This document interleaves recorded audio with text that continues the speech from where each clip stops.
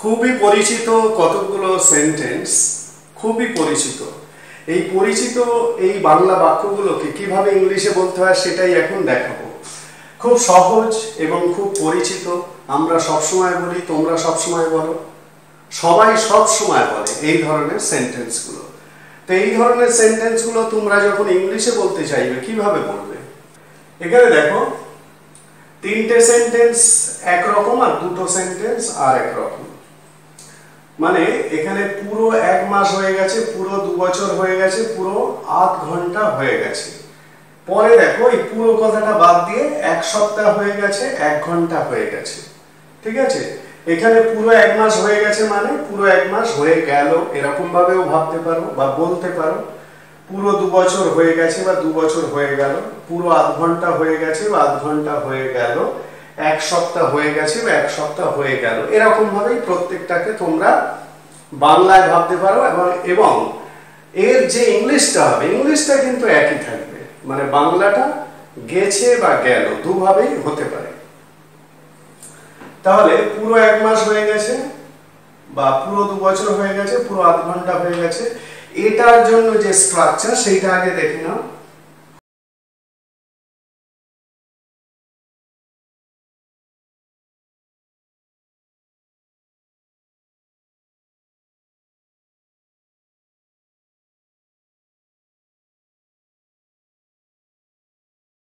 It has been complete plus time. এইটা হলো প্রথম তিনটে যে এক্সাম্পল দেয়া হয়েছে, যে উদাহরণ দেয়া হয়েছে তার সেই সেন্টেন্সের গঠন। আমি প্রথমে এই তিনটে আগে করে দেখাই। পুরো 1 মাস হয়ে গেছে মানে কি? মানে ইট হ্যাজ বিন। তোমরা যখন ইংলিশ বলবে তখন ইটস বিন এরকম ভাবেই বলবে। ইট হ্যাজ বিন, আমি এখানে হ্যাজ বিন লিখছি কিন্তু বলবে যখন it's been. It has been complete. It has been complete. Complete মানে এখানে পুরো। ইট হ্যাজ বিন কমপ্লিট 1 মাস, 1 মান্থ। ঠিক আছে, it has been complete 1 month বা it's been complete 1 month. It's been complete 1 month, পুরো 1 মাস হয়ে গেছে বা হয়ে গেল। পরেরটা পুরো 2 বছর হয়ে গেছে, তার মানে ইটস বিন বা ইট has been, it has been, it has been complete, it has been complete 2 বছর, 2 ইয়ার্স, 2 ইয়ার্স। দেখো সেন্টেন্সের যে গঠন লিখে দিয়েছি সেই গঠন অনুযায়ী সেন্টেন্সগুলো তৈরি হচ্ছে। ইট হ্যাজ বিন কমপ্লিট তারপরে time, it has been complete তারপরে টাইম মানে 1 month, it has been complete তারপরে 2 ইয়ার্স, এটা হলো টাইম। পরেরটা পুরো আধ ঘন্টা হয়ে গেছে বা আধ ঘন্টা হয়ে গেল, তাহলে ইট has been, it has been complete, it has been complete half an hour, half an hour, it has been complete half an hour।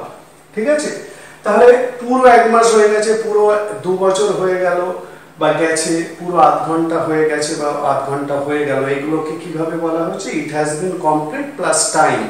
মানে it has been complete 1 month, it has been complete 2 years, it has been complete half an hour. পরেরটা দেখো পুরো কথাটাকে তুলে দেওয়া হয়েছে, তার মানে এই কমপ্লিটটা এখানে ইংলিশে উঠে যাবে। তার মানে ইট হ্যাজ বিন তারপরে টাইম, এটাই হবে। তার মানে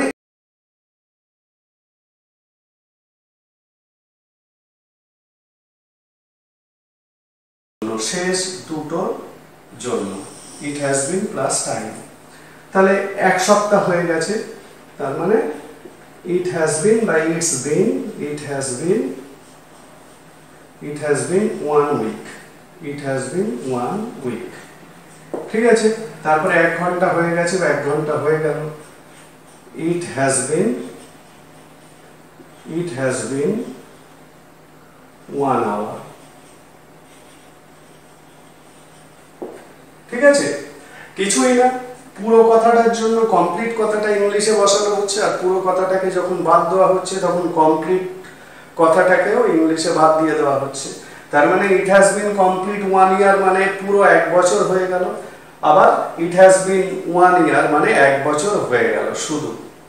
ঠিক আছে, তাহলে এই ধরনের সেন্টেন্সগুলো খুবই গুরুত্বপূর্ণ সেন্টেন্স, টাইম দিয়ে বিশেষ করে, এবং এই ধরনের সেন্টেন্স আমরা সবসময় ব্যবহার করছি, তোমরাও করছো, সবাই করছে। তাহলে এই ধরনের সেন্টেন্সগুলোকে বলতে গেলে ইংলিশে তোমাকে এই দুটো গঠন ফলো করতে হবে। আমি এখানে এক্সাম্পল দেখিয়ে দিয়েছি, এই ধরনের সেন্টেন্স তোমরাও এবার থেকে বলবে ঠিক এই রকম ভাবে।